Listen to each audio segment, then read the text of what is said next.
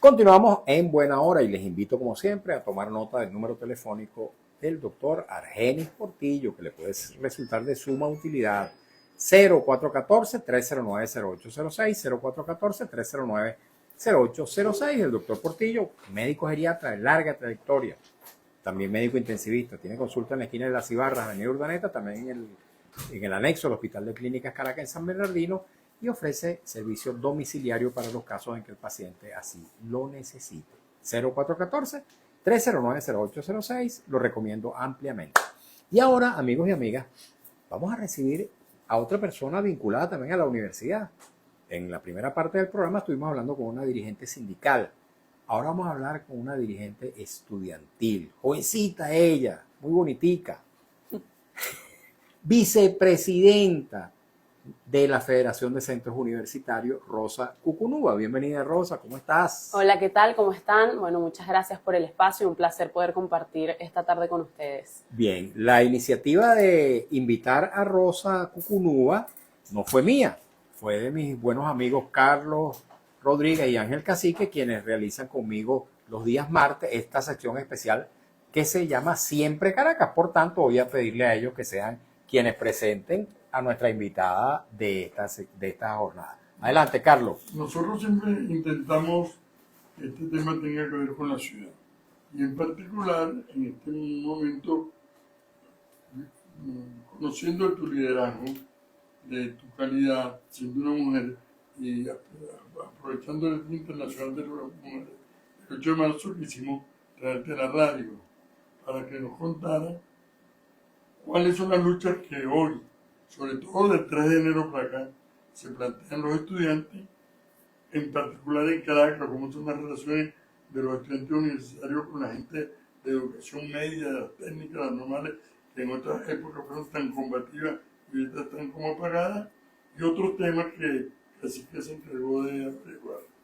Sí, fíjate, Rosa, para nosotros es, bueno, primero es un honor tener a una joven, 22 años, que además habla inglés, una cosa que es obligatoria en esta época, un poco para discutir, bueno, el papel de las mujeres. Ayer se realizó una marcha de las mujeres en Caracas, pero a mí me impactó una foto tuya en la zona 7, donde estaban ustedes aquí y atrás estaban los policías en la defensa de los presos políticos. Yo siento que las mujeres, y en particular las muchachas, las estudiantes universitarias, y aunque tú eres del estado Apure, como digo yo, estás en Caracas, estás en la Universidad Central. Bueno, ¿cómo ves tú Venezuela? ¿Cuáles son las expectativas? ¿Cuáles son tus expectativas? ¿Cuáles son tus planes? ¿Cómo tú piensas que va a avanzar este país cara al siglo XXI? Tú vas a conocer un país que nosotros no conocimos. Claro, tal cual. Bueno, primero que nada, gracias. Para mí siempre es un placer poder tener este tipo de espacios para conversar, bueno, respecto a lo que ha estado haciendo el movimiento estudiantil desde el aproximadamente 10 de enero, que fue la primera visita que hicimos a Zona 7, porque, bueno, como yo siempre suelo decir, el movimiento estudiantil siempre ha estado presente. Incluso recuerdo que el año pasado, en su momento, cuando todo era un poco más convulso, entendiendo, bueno, todo lo que sucede y sucedía a mayor medida el año pasado dentro de nuestro país, nosotros, bueno, siempre que existía una detención arbitraria o que existía una razón por la cual nosotros debíamos tomar la batuta y la responsabilidad, nosotros lo hacíamos porque, bueno, como representantes estudiantiles tenemos la responsabilidad de hacerlo. Pero a partir del 3 de enero, el panorama dentro de nuestro país cambió muchísimo, ¿no? Los acontecimientos que sucedieron el 3 de enero hizo que digamos que se abriera una pequeña puerta por donde todos estamos allí ingresando y metiéndonos, ¿no? Entonces, el movimiento estudiantil lo que hizo en principio fue un acompañamiento a los familiares de los presos políticos, entendiendo bastantes cosas. Primero porque esto es yo siempre digo que esto es una causa con la que nosotros debemos tener empatía, porque no es algo aislado o no es algo por lo que solamente deban pelear los familiares de los presos políticos, porque lamentando el caso, todos los venezolanos hemos vivido de forma muy cercana lo que es que se lleven a un familiar, a un detenido o quizás a un amigo, a un conocido, que se lo lleven detenido de forma arbitraria, ¿no? Entonces yo creo que ningún venezolano escapa de esta realidad, ni los que están aquí, ni los que tuvieron que irse por distintas razones.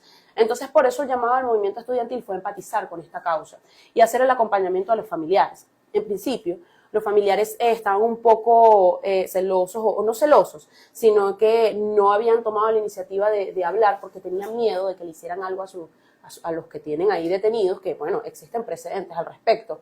Por lo tanto, nosotros dijimos, bueno, nosotros como representantes estudiantiles vamos a asumir la vocería para que, bueno, tanto el país como el mundo sepa lo que está pasando aquí dentro de Venezuela después de los acontecimientos del 3 de enero, ¿no? Y todo esto, digamos que es un resultado del anuncio de Jorge Rodríguez el 8 de enero de que iba a excarcelar un número importante de presos políticos. Allí, en ese momento, es cuando los familiares se dirigen a las afueras de los centros de reclusión. Bueno, obviamente estas excarcelaciones fueron a cuentagota, fueron también a puertas cerradas, fueron prácticamente a dedo, como ellos están acostumbrados a hacer las cosas, ¿no? Y por eso nuestra visita constante a los centros de reclusión, el apoyo a los familiares de los presos políticos y el también asumir la vocería respecto a lo que estaba sucediendo con los familiares de los presos políticos. Esto por primera instancia. Sé que la pregunta es un poco más larga, pero no quiero como que hablar muchísimo y después pegarme aquí. Entonces, bueno, eso para empezar, de la batuta que tomó el movimiento estudiantil respecto a eso. Ok. Al frente de Venezuela, estamos hablando, por cierto, del Día de la Mujer, de una líder estudiantil que fue invitada por nuestros amigos Carlos y Ángel a propósito del Día de la Mujer. Ella está al frente, Rosa Cucunúa, de la Federación de Centros Universitarios, es la vicepresidenta. En el país tenemos ahora al frente, por razones distintas a las electorales propiamente, una mujer al frente de la presidencia de la República.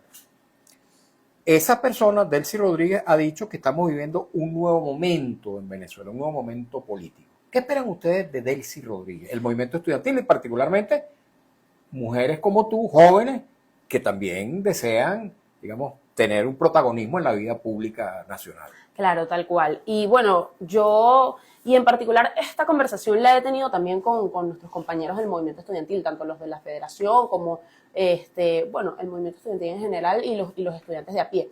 Nosotros lo que esperamos de Delcy Rodríguez es que como UCEBista se comporte a la altura de lo que amerita en este momento el país, ¿no? El momento político que estamos viviendo, el país está hablando de una transición política. Esa transición política para los venezolanos es muy importante y debe verse reflejada en lo que ya expresamos los venezolanos el 28 de julio, porque lo sabemos los venezolanos y lo sabe el mundo entero. Entonces lo que nosotros esperamos de Delcy Rodríguez es que ella se comporte a la altura de una UCEBista, como lo es ella, egresada de la UCB, y que pueda garantizar una transición en nuestro país que sea ordenada y que represente lo que los venezolanos ya expresaron el 28 de julio y que pueden volver a expresar las veces que sea necesario. Carlos. Me siento muy orgulloso. Yo fui dirigente estudiantil de educación media en épocas, la década del 60 al 80. Había una cosa que me llamó la atención de tu característica. Me decía casi que estás estudiando Derecho, segundo año. Tercer año. Tercer año, como apenas 22 años. Sí. Una luchadora que hoy te reconoce buena parte de la población. Nosotros en aquella época levantamos una consigna con mucha fuerza porque se nos pretendía calificar como activista político, que era estudiar y luchar. Consigna del movimiento estudiantil. ¿Cómo haces tú para combinar tus estudios de derechos ya en tercer año con toda la actividad que te sigue el movimiento estudiantil? Bueno, precisamente yo recuerdo que cuando ingresé a la UCB yo no iba a estudiar Derecho, yo quería estudiar estudios internacionales, pero bueno, al final yo quedo en Derecho y dije, bueno, voy a estudiar Derecho y posteriormente yo solicito el cambio cuando aprobé mi primer año, cosa que nunca sucedió así, por eso estoy estudiando todavía tercer año, porque la carrera terminó atrapándome, a mí me gustó muchísimo, e incluso hay personas que me preguntan, pero ¿por qué estudias Derecho en un país en el cual constantemente se están violando las leyes? Casi parece que no va a tener sentido lo que estás estudiando. Pero, o sea, yo siempre le suelo decir a las personas que más bien cuando tú estudias Derecho, tú te encariñas muchísimo más. Tú entiendes que nuestras leyes son hermosas, nuestra Constitución lo tiene todo, tiene muchísimas cosas que pueden garantizar que nuestro país pueda tener igualdad de oportunidades y que pueda ser próspero para todos, ¿no? Entonces, es precisamente ese deseo de querer en una Venezuela, en una mejor Venezuela, en una Venezuela que evidentemente donde todos podamos vivir, estudiar, desarrollarnos, trabajar, vivir con dignidad. Y lo tenemos todo para poder lograrlo, ¿no? Entonces, yo creo que más bien los estudiantes, lo que estamos estudiando Derecho en este momento, en lugar de decepcionarnos, así como suelen decir las personas, es todo lo contrario. Nos impulsa a querer reconstruir nuestro país, a querer reconstruir el sistema judicial, a hacer que se respeten las leyes y que todo se haga en el marco de la ley, porque lo tenemos todo para que eso se pueda materializar.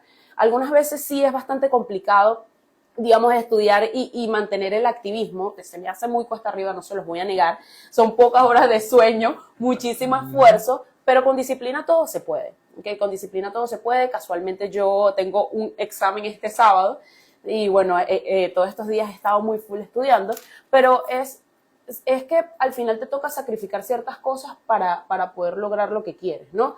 Por ejemplo, obviamente antes existían muchas salidas con amigos, entre otras cosas que ya quizás tienen menos lugar, ¿no? Porque, bueno, son horas que se utilizan para estudiar o son horas que se usan para hacer reuniones o para hacer el activismo que lo amerita en este momento el país.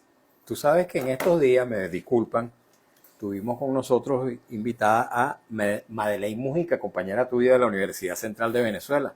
Bueno, ella no solamente que estudia y a la vez es miembro del Consejo Universitario de la UCB, Sí. sino que estudia 2 carreras, Sí. Antropología y Medicina, imagínate tú.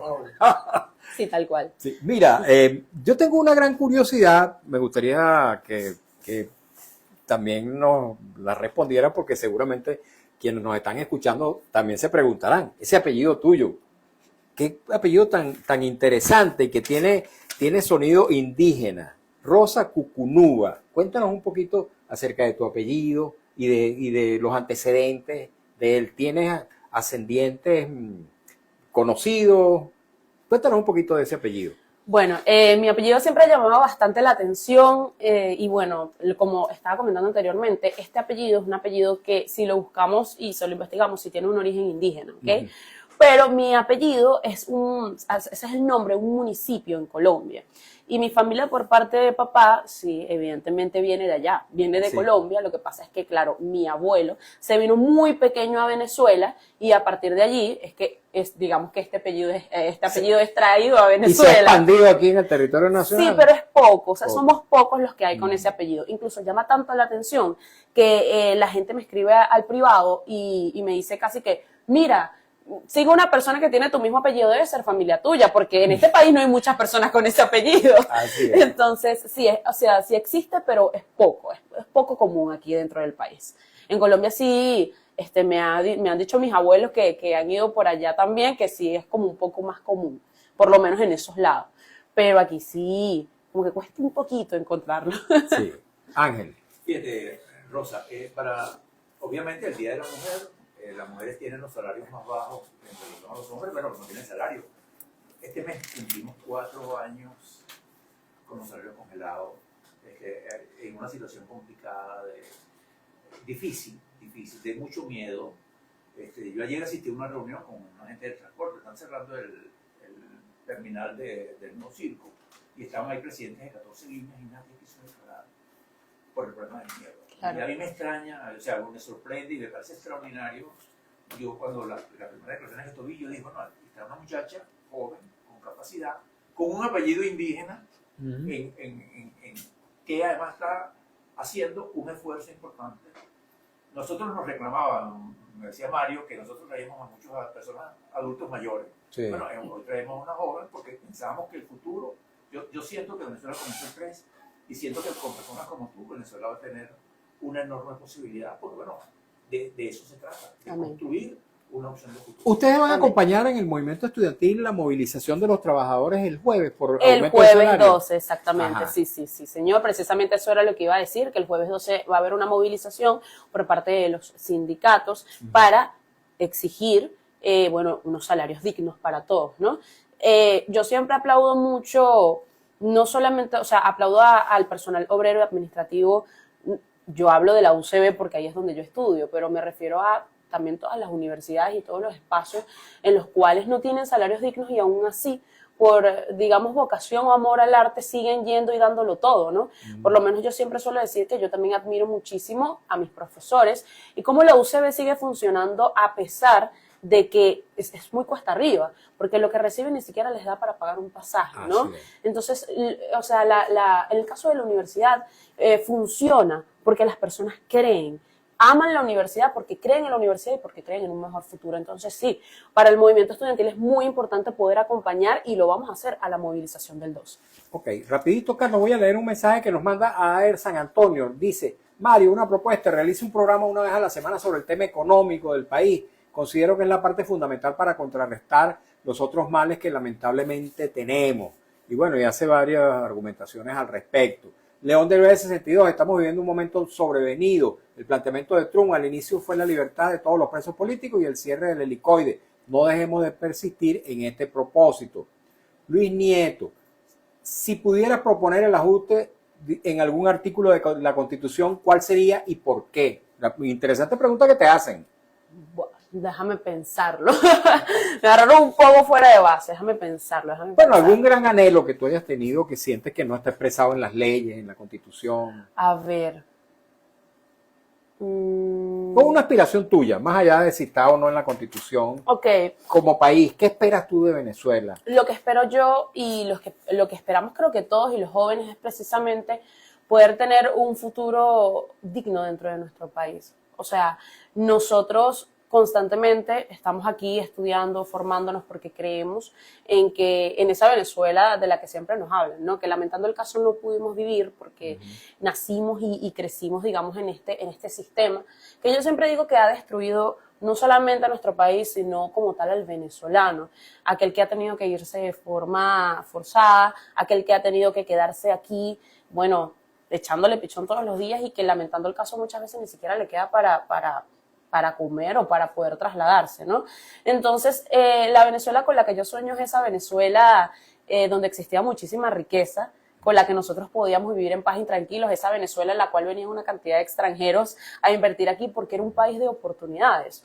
Y bueno, eso se ve todavía en la sociedad, como nosotros tenemos personas que son, mira, tenemos una cantidad de italianos, portugueses, tenemos hasta alemanes, o sea, personas que venían a Venezuela por todas las oportunidades que había dentro de nuestro país y que nuestro país lo tiene todo. O sea, es un país que tiene todo para poder prosperar, para poder salir adelante. Muchachas como tú. Muchas gracias. Cuéntanos, Carlos, tú ibas a hacer una pregunta. No, investigando sobre el tema, coinciden dos cosas. El tema económico y el tema de la mujer. Estuve revisando la encuesta de la Universidad Católica en COVID 2024 y es terrible lo que ellos llaman la brecha salarial, que todavía existe muy profundamente entre hombres y mujeres.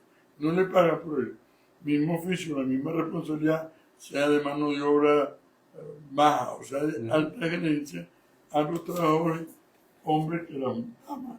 Incluso ellos hablan de una diferencia del 36% en Venezuela y en el área metropolitana, que es la más alta de toda la región. El Banco Interamericano de Desarrollo y algunas organizaciones han intentado trabajar con eso. Tú como mujer, como líder estudiantil y como estudiante de Derecho, ¿qué propondrías tú para evitar que esta brecha salarial entre hombres y mujeres por un mismo oficio continúe? Bueno, yo creo que en principio es poder reconocer que evidentemente existe, porque hay muchas personas que, bueno, podemos ver lo que a veces sucede dentro de nuestro país, incluso aplicar casos puntuales como el tema de la violencia doméstica, entre otras cosas más, que muchas veces por los procesos burocráticos o a veces por la misma intención, cuando los casos llegan a donde tienen que llegar, cuando se presentan los casos en fiscalía, no son tomados en cuenta, ¿no? Entonces, lo mismo respecto a esto es reconocer que existe una brecha en la cual existe desigualdad en cuanto al tema de los pagos, ¿no?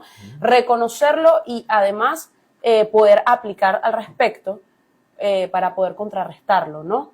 O sea, yo siento que al final aquí no existe distinción alguna respecto a mujer o hombre. Yo siempre digo que la forma y la manera de yo ver el feminismo siempre es defendiendo la igualdad de género ante la ley. Y esa es la forma en la cual yo lo veo. Existen leyes y las leyes no tienen distinción de si es hombre o si es mujer. Simplemente están allí y tienen que ser respetadas para cualquiera de los dos. Muchas gracias, Rosa. Se nos acabó el tiempo. Es cortico, pero bueno, te volveremos a invitar. Amén. Rosa Cucunúa.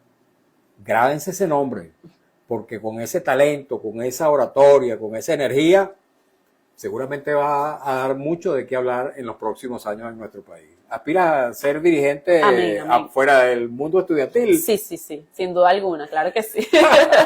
Rosa Cucunúa, nuestra invitada del día de hoy. Apure necesita, para que no sigan diciendo, suena el arpa mientras la gente llora en Apure. Sí. Así es. Muchas gracias, amigos. Muchas gracias a ustedes por habernos acompañado en esta nueva edición de nuestro programa En Buena Hora.